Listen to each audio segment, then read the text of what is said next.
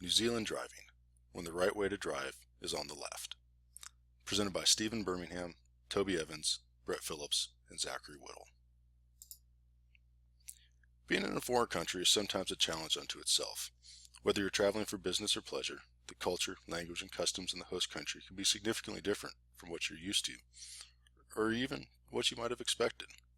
How you plan on getting around the country, however, is likely an afterthought. Walking, perhaps to a cafe around the corner. Public transportation, maybe for a tour of the city. But what do you do when you want to really see the country? You rent a vehicle. Driving for most of us is second nature. We don't give much thought to opening the door, putting the key in the ignition, fastening our seatbelt, and heading off down the road. What happens when you get in the car and the steering wheel is on the other side of the car? And all of a sudden you're not only driving on the wrong side of the car, but you also have to drive on the wrong side of the road. Have you ever tried riding with your non-dominant hand? Navigating a parking lot, turning in an intersection, or ascending a windy hill are no longer second nature. And that's where we come in. We'll help take some of the risk out of driving in such an unfamiliar environment by providing a hands-on Kiwi driving experience before you actually hit the road. Here's the outline for the presentation. Please take a second to review this.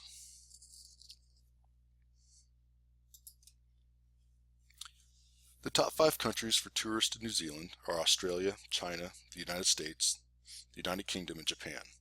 Of these countries, both China and the United States drive on the right-hand side of the road, opposite that of New Zealand. For this reason, our driver's training will target individuals primarily traveling to New Zealand from China and the United States. So one might ask, why are people traveling to New Zealand? The primary purpose of traveling to New Zealand from both markets is simply vacation, with very few people coming for business or education. New Zealand has many popular tourist areas outside of the main cities, but public transportation to these areas is limited, regimented, and inflexible. Most tourists choose to rent a car for the freedom and control that comes with having their own transportation. The number of tourists from China has steadily been increasing for the last 5 years, with a 116% increase over 2010 and a 16% increase over last year. Tourism out of the United States stabilized in 2012, but has consistently grown since, with an overall increase of 24%, including a 10% growth last year. We rate New Zealand as a favorable environment for market entry. The market potential is existent and growing. The levels of competition are low, the legal and political environments are favorable, and the socio-cultural influences support our service. As New Zealanders drive right-side drive vehicles, our target market is visitors to New Zealand who normally drive left-side drive vehicles. The majority of this market consists of visitors from China and the United States. For the year ending December 2014, the total number of visitors from these countries exceeded 410,000 people. While not all are potential drivers, the segment is expanding. Visitors from China and the USA reflected an annual growth rate of 16% and 9% respectively. While there are many informational websites dedicated to assisting foreign drivers and familiarizing themselves with the nuances of driving in New Zealand, we are currently unaware of any firms that provide our service. The internet is littered with articles decrying the dangers tourists pose on New Zealand's roads, and we feel that offering a service that actually gives drivers hands-on experience in a safe environment prior to actually hitting the road will be popular amongst both foreign drivers and locals as well. It is our intention to locate our service near major airports where there is a high concentration of both rental car agencies and tourists. While there are no competitors offering the same service we are promoting, there are private businesses and government agencies offering services or information that could compete, at least indirectly, with our driving school for tourists. These entities include rental car companies, the New Zealand Transport Agency, and public service announcements and campaigns, which will all be covered in more detail on the following slides. Rental car companies, while not offering hands-on training, usually have information on their websites applicable to the local area. As you can see from the snapshots from Budget Rental Car's website, reminding drivers to stay left is a point of emphasis. Drivingtest.co.nz is an informative website designed with the intent of helping New Zealanders learn the driving laws and codes.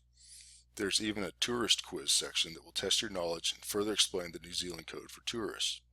This quiz is available in Chinese as well. The New Zealand Transport Agency website is in place to help New Zealanders study for their driver licensing exams. Tourists are able to utilize this website to familiarize themselves with the applicable rules and regulations. On the New Zealand Transport Agency website, there is also a section on driver's license translation requirements. International drivers must have non-English licenses translated to English to be valid. This translation must be completed by an approved company. Finally, there are also many online and print travel guides available to tourists, most of which have sections addressing the challenges of driving in New Zealand. And while information may be king, there is no substitute for practical, hands-on experience, especially when lives are at stake. Currently in New Zealand, there is no direct competition for our services. New Zealand's legal system is derived from English common law, where the rule of law prevails. Parliament, statute law, and historical court decisions have given the New Zealand system its own identity. One unique and relevant aspect of New Zealand's legal system is the establishment of the Accident Compensation Corporation. In a nutshell, the ACC financially compensates people, including temporary visitors, who have suffered personal injuries. This entity compensates at a no-fault basis, meaning that the at-fault party is not financially liable, nor can the injured person sue. One of the 4 main ACC accounts is dedicated to monitor vehicle injuries and is funded through levies on petrol. The peculiar aspect of the legal environment provides an opportunity for our company. Working with the host nation government, our company can lobby to have our New Zealand driving certificate be a requirement for visitors. The idea being that our course will reduce the likelihood of accidents and thus reduce the financial obligations of the ACC. Perhaps a stepping stone would be to give our company tax incentives for the same reason.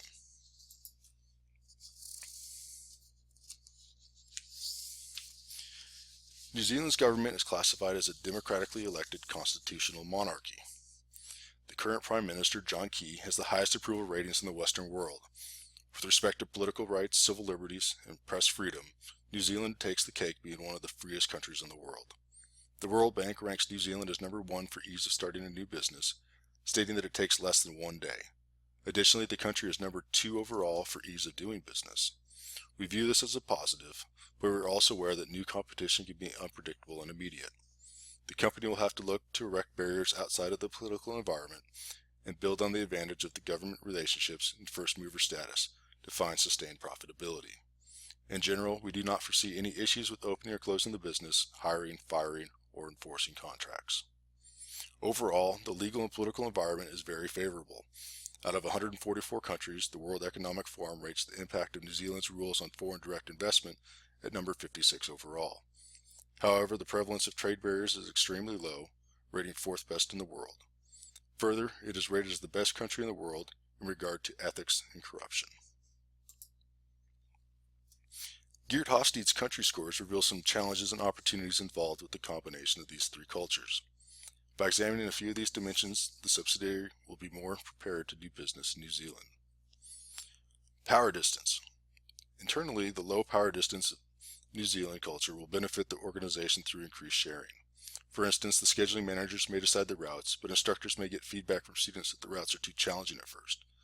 The instructor will have no problem approaching the manager and relaying this information for the betterment of the course.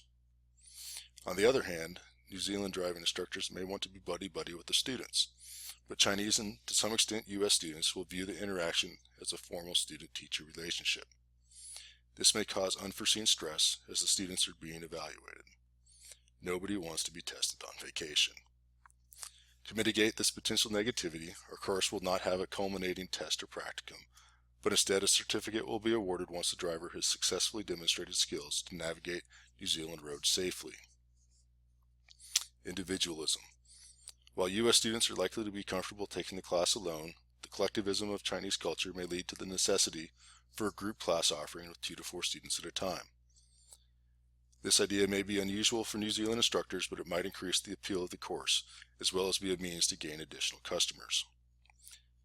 Masculinity. Being the best matters to all three cultures.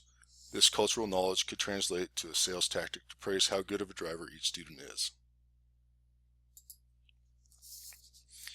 New Zealand is a deal-focused culture.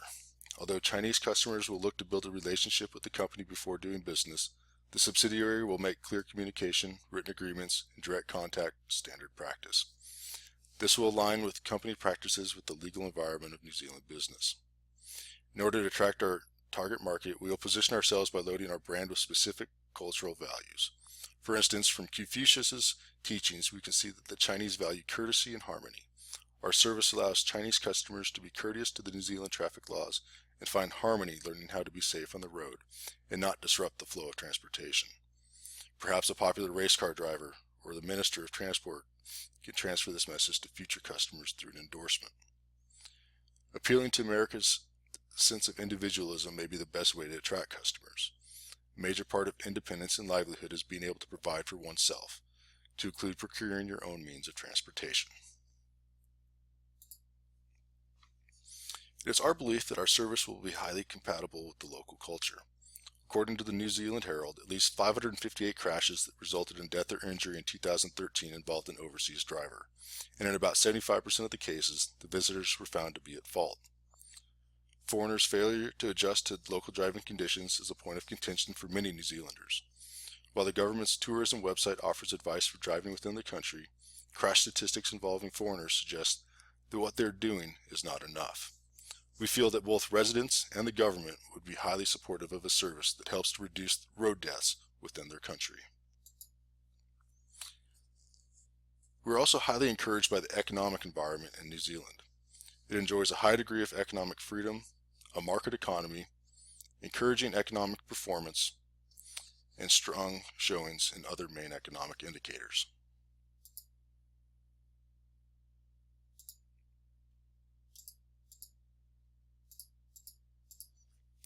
Pardon me.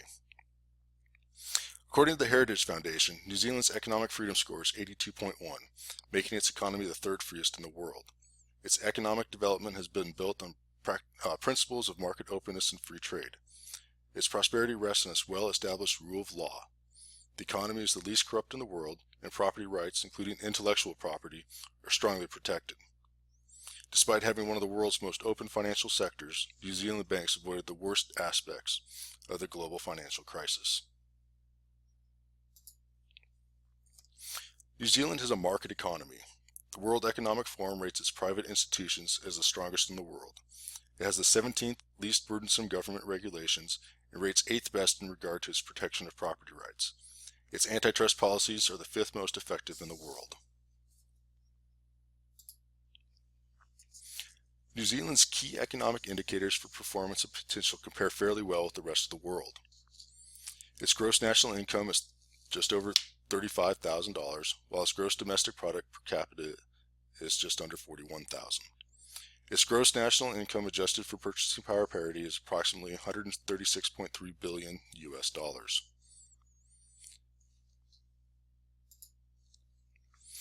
New Zealand's other economic indicators compare more favorably to much of the rest of the developed world. Inflation sits at 1.1% and unemployment is a reasonable 6.4%. Its debt is 69% of its GDP, which compares well to other Western countries such as the USA and UK, which are both above 90%.